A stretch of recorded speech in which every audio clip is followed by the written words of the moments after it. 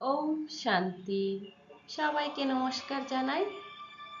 আজকে আমরা রাজযোগী ও রাজঋষি। বাবা বলেন তোমরা তো রাজযোগী, রাজযোগিনী। সাথে মুরলিতেও বলেন রাজঋষির কথা। তাহলে আপনি ভাবুন কোনটা উপযোগী, রাজযোগী না রাজঋষি? রাজযোগী হতে গেলে কি কি করতে হবে, এবং রাজঋষি কথার অর্থ কি, বা কোনটি উঁচু পদ, এর স্পিরিচুয়াল কি নলেজ আছে? আজকে আমরা সেটা নিয়ে একটু আলোচনা করব।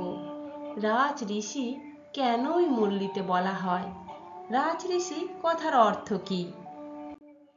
রাজঋষি, রাজঋষি সমান রাজা প্লাস ঋষি, অর্থাৎ এমন ব্যক্তি যিনি জীবনের দায়িত্ব রাজার মতো পালন করেন, কিন্তু ভেতরে থাকেন আসক্তিহীন, শান্ত, জ্ঞানী ঋষিদের মতো। তাহলে কি বুঝলেন? যে ব্যক্তি কর্মের মাধ্যমে বা কর্মের মাঝে থেকেও আত্মিকভাবে বিচ্ছিন্ন, ডিটাচ, এবং যোগী অবস্থায় থাকে, সেই রাজঋষি।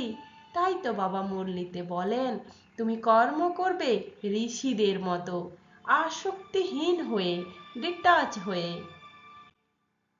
রাজঋষি সেই ব্যক্তি যিনি দায়িত্বপূর্ণ জীবনযাপন করেও অন্তরে আসক্তিহীন এবং আত্মসচেতন থাকেন। তিনি কর্মের মাঝে থেকেও ঈশ্বর স্মরণে স্থির থাকেন এবং সব পরিস্থিতিতে শান্ত, শীতল, স্থির, স্টেবিল কন্ডিশনে থাকেন। আচ্ছা, রাজা, রাজা মানে কি হলো? কর্তব্য, নেতৃত্ব, কর্ম। ঋষি মানে আত্মসচেতনতা, বৈরাগ্য, জ্ঞান। তাই দুটোই হলো একটা পারফেক্ট ব্যালেন্স, অর্থাৎ রাজ ঋষি। রাজঋষির বৈশিষ্ট্য কি কি হবে? রাজঋষি হলো এমন আত্মা যে কর্মের মাঝে থেকেও ভেতরে যোগী, আর বাইরে রাজা। তার বৈশিষ্ট্য কি কি?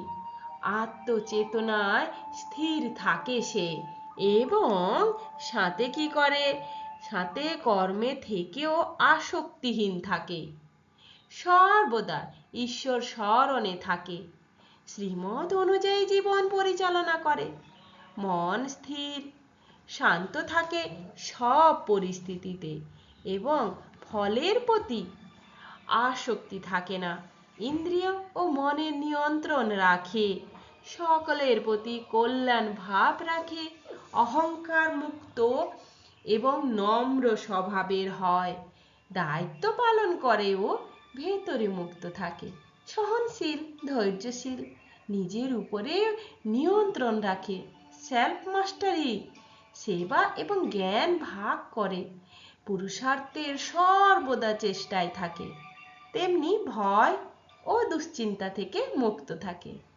আপনার মধ্যে এই সমস্ত গুণ কি প্রকাশ পাচ্ছে? তাহলেই আপনি রাজঋষি। কর্মে রাজা, মনে ঋষি, এটাই রাজঋষির পরিচয়। চলুন, কর্মে কিভাবে রাজা হওয়া যায়। জীবনে সবার দায়িত্ব থাকে, দক্ষতা এবং নেতৃত্বের সাথে সেটা পালনও করতে হয়। তাই যে ব্যক্তি রাজার মতো দায়িত্বশীল হয়ে, কর্মঠ হয়ে, সিদ্ধান্ত নিয়ে দৃঢ়তার সাথে প্রত্যেকটি কাজ করে, সে হলো গুড লিডার, অর্থাৎ রাজার মতো কাজ করা। অর্থাৎ সিদ্ধান্ত রাজাই তো নেয়, তাই আমার জীবনে সমস্ত সিদ্ধান্ত আমি নিই। মনে ঋষি, সব কিছু তো আছে, কিন্তু সম্পূর্ণ শান্ত এবং আসক্তিহীন, আত্মসচেতন অবস্থায় থেকে সমস্ত কাজ করা। ইগো নেই, অ্যাটাচমেন্ট নেই, চিন্তা পবিত্র এবং স্থির, মনের ভেতরে একজন যোগীর অবস্থা বা সেগ এর অবস্থা। তো রাজ ঋষি মানে দুইয়ের সমন্বয়। শুধুমাত্র রাজা হলে হবে না, শুধুমাত্র ঋষি হলেও হবে না, দুটো করতে হবে। অর্থাৎ কর্ম যোগ বৈরাগ্য, এটাই হলো পারফেক্ট হারমোনি। অর্থাৎ রাজা যদি শুধু মনে করেন তাহলে অহংকার আসবে, ট্রেস আসবে। ঋষি মনে করলে সমস্ত দায়িত্ব আপনি এড়িয়ে যাবেন, ভাববেন আমি সন্ন্যাস। তাই বাস্তব জীবনে প্রয়োগ করতে গেলে একজন শিক্ষক যেমন দক্ষতার সাথে পড়ায়, তেমনি তার ভেতরে অহংকার এবং মন শান্ত থাকে, তেমনি আপনাকে রাজার মতো মনকে রাখতে হবে, অহংকার শূন্য হয়ে ঋষি হয়ে থাকতে হবে। ফলে আপনার আধ্যাত্মিক অবস্থার উন্নতি হবে। মানে কি? চাপ মুক্ত হবেন, স্থির থাকবেন, নির্ভয় থাকবেন, সফল হবেন। আধ্যাত্মিক দৃষ্টিকোণ থেকে একটু বিচার করুন। দেখুন, দেহ চেতনা থেকে আত্মচেতনার স্থিতি কিভাবে বাড়বে। যখন আমি সাধারণ মানুষ ভাবি, তখন আমাকে ভাবি আমি শরীর।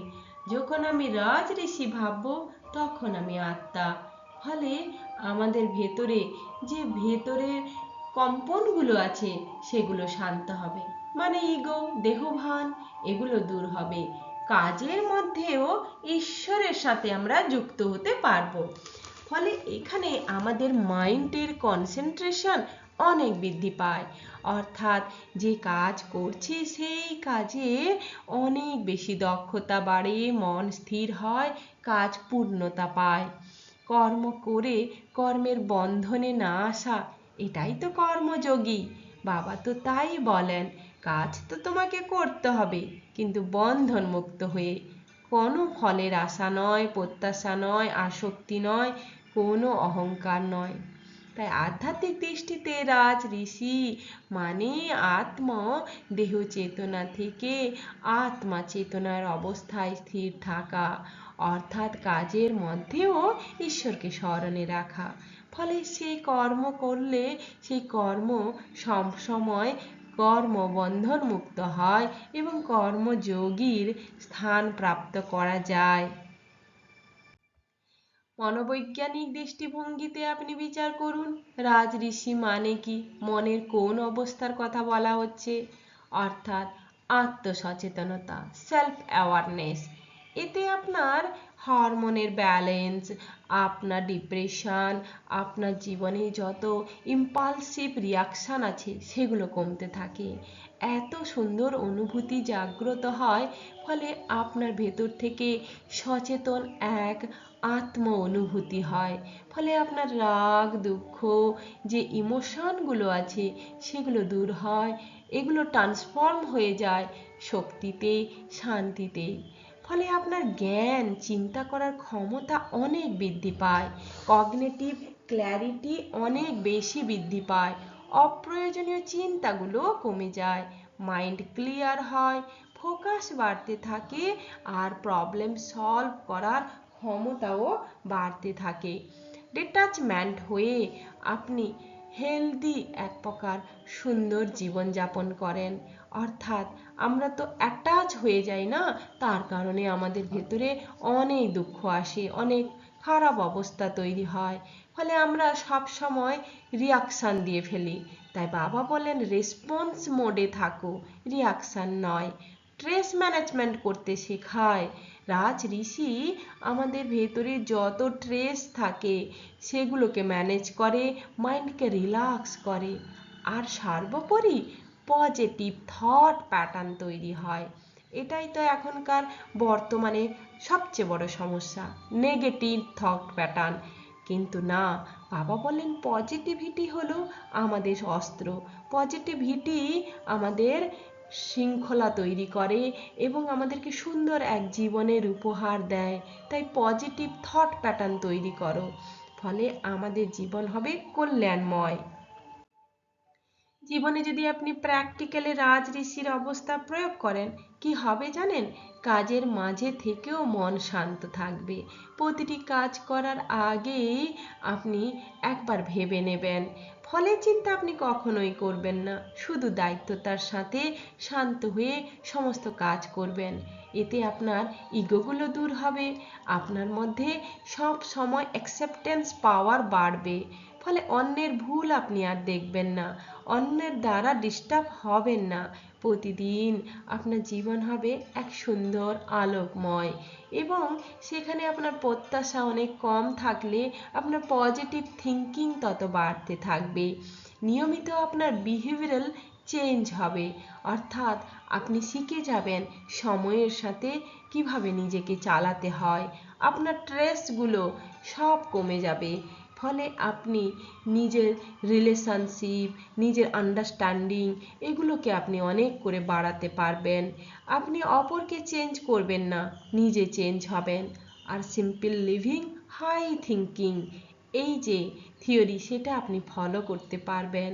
আপনি ব্লেম করবেন না, আপনি সলিউশন খুঁজবেন। ক্রিটিসিজম এলে আপনি হ্যান্ডেল করতে পারবেন, কাজ এবং বিশ্রাম দুটোকে ব্যালেন্স করতে পারবেন। ফলে সেলফ ডিসিপ্লিন আপনি মেনটেন করতে শিখে যাবেন, ডেলি লার্নিং হ্যাবিট তৈরি হবে। এটাই হলো সেলফ ইমপ্রুভমেন্ট। সব পরিস্থিতিকে আপনি শিক্ষণীয় হিসাবে বা লার্নিং হিসাবে দেখবেন। কেন রাজঋষি হওয়া গুরুত্বপূর্ণ? এতগুলো আপনি শুনলেন, কি মনে হয় রাজঋষি হওয়া আবশ্যক? অর্থাৎ রাজঋষি মানে সাফল্য, শান্তি আর ব্যালেন্সমূলক জীবন গঠনের মূল চাবিকাঠি।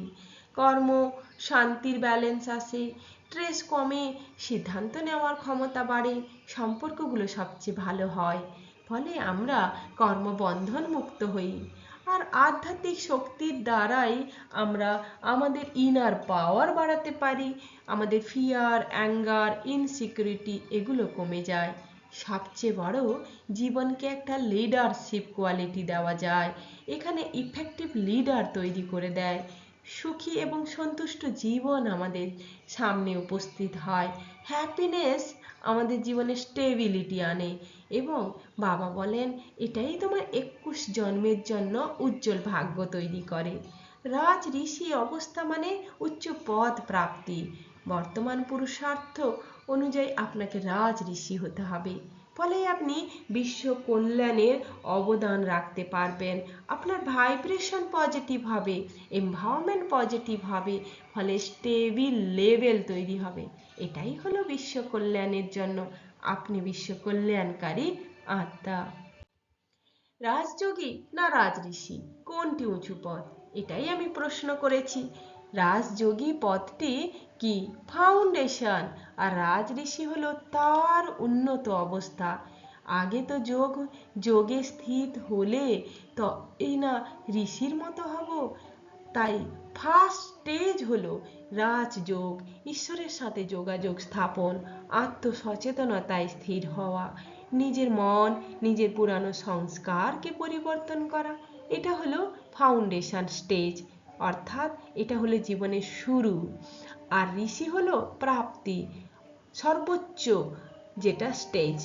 রাজ ঋষি হলো কর্মের মাঝে থেকে তার ভেতরে এমন ক্ষমতা আসে, সে ডিটাচ হয়ে স্টেবিল কন্ডিশনে থেকে যোগ এবং কর্ম বৈরাগ এই তিনটের দ্বারা সে উঁচু পদ প্রাপ্ত করে, যাকে বাবা বলেন কর্মাতীত অবস্থা। এটাই হলো রাজ ঋষি, অর্থাৎ রাজার গুণ আয়ত্ত করা, যাকে বাবা বলেন ডবল তাজধারী, নিজের উপরে আয়ত্ত এবং রাজ্যের উপরে আয়ত্ত, সবার উপরে আয়ত্ত করা। এটাই হলো রাজ ঋষির সবচেয়ে বড় গুণ। তাহলে উঁচু পদ কোনটি হলো? রাজযোগী প্র্যাকটিক্যাল স্টেজ, আর রাজ ঋষি পারফেকশন স্টেজ। অর্থাৎ রাজ ঋষি হলো সবচেয়ে বেশি উঁচু পদ, হাইয়ার স্টেজ। রাজযোগী যোগ শেখে, রাজ ঋষি যোগে স্থির হয়ে জীবন যাপন করে। বুঝতে পারলেন? রাজযোগী শিখছে, অভ্যেস করছে, রাজ ঋষি স্বাভাবিকভাবে তাকে নিয়ন্ত্রণ করে ফেলেছে। রাজযোগী চেষ্টা করছে ব্যালেন্স করতে, আর রাজ ঋষি পারফেক্ট ব্যালেন্সিং শিখে গেছে। রাজযোগী ডেভেলপমেন্টিং স্টেজ, আর রাজ ঋষি স্টেবিল অ্যান্ড ইভলিউটেড স্টেজ। অর্থাৎ রাজ ঋষি হলো সবচেয়ে উঁচু স্থান। রাজ ঋষি হওয়া গুরুত্বপূর্ণ, কারণ এটি কর্ম ও আধ্যাত্মিকতার মধ্যে ভারসাম্য তৈরি করে। এতে ব্যক্তি স্ট্রেস ফ্রি হয়, স্টেবিল হয় এবং জ্ঞানী হয়, ওয়াইস হয়, সম্পর্কের উন্নতি হয়, কর্মবন্ধন থেকে সে মুক্ত পায়। এর মাধ্যমে ব্যক্তি নিজের উন্নতি নয়, বরং বিশ্বের কল্যাণের অবদান রাখে। তাই রাজযোগী ও রাজ ঋষি উভয়ই আধ্যাত্মিক অবস্থার অংশ। তবে রাজযোগী হলো ভিত্তি বা অনুশীলনের স্তর, যেখানে ব্যক্তি ঈশ্বরের সাথে যোগ স্থাপন করতে শেখে। আর রাজ ঋষি হলো উচ্চতর স্তর, যেখানে ব্যক্তি কর্মের মাঝে থেকেও সম্পূর্ণ আসক্তিহীন এবং স্থির থাকে। তাই রাজ ঋষির পদ অধিক উচ্চ। রাজ ঋষি হওয়া মানে সরলতা ও শান্তির পারফেক্ট কম্বিনেশন পাওয়া।